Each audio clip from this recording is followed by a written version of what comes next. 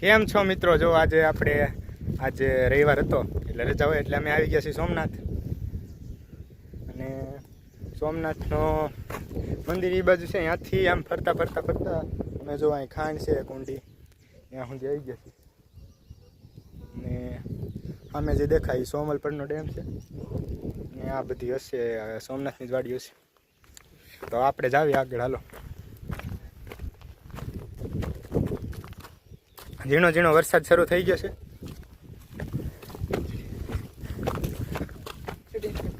સડી તો એક જ ને. હાલો, આ ટાંકો આવી ગયો. ટાંકા ઉપર ચડીને તમને બતાવી.